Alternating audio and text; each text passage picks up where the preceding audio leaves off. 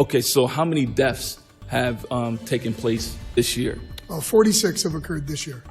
The head of state prisons testifies, and the toughest questions came from Rochester. The hearing was called because of the death of Robert Brooks from Greece.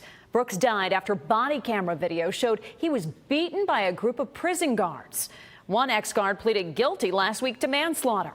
Chief investigative reporter Berkeley Breen watched that hearing from Albany. So, Burke, what was the main thing state lawmakers were after? Well, what I heard, Nikki, is that they were focused on body cameras. I mean, that's what captured the beating of Robert Brooks. Even though the guards didn't actually turn their cameras on, it was the system that recovered the video the cameras automatically take. The head of prison says every single guard in every single prison will have one by the end of summer. The senseless murders of Robert Brooks and Messiah Nantwi at the hands of staff members is inexcusable. Dan Murticello is the Commissioner of Corrections. He was called to testify to a panel of state lawmakers. Julia Salazar is the chair of the Senate Crime Committee. The murders of Robert Brooks and Messiah Nantwi put a spotlight on docs. What reforms do you think should be implemented? I've reinstituted our mortality report, but in terms of our investments around fixed cameras, body-worn cameras, I think that again will help us capture evidentiary material. The state spent $15 million on body cameras. Assemblyman Damon Meeks is from Rochester. And you mentioned 2 murders. Those were the 2 that were public. Were there any other murders that have taken place this year in our correctional facilities across the state of New York? Again, no murders that I'm aware of other than those 2. Okay, so how many deaths have taken place this year? 46 have occurred this year. Okay.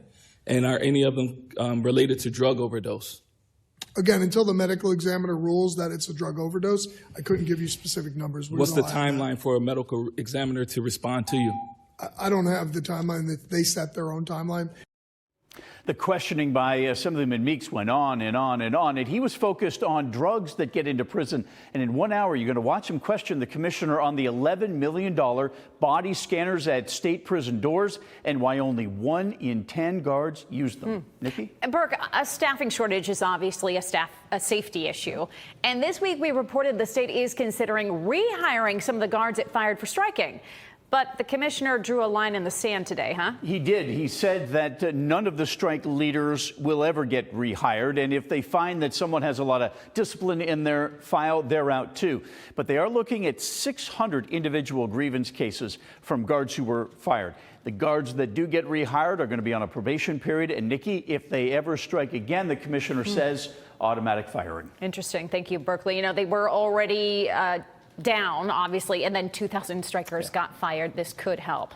Thanks, Burke.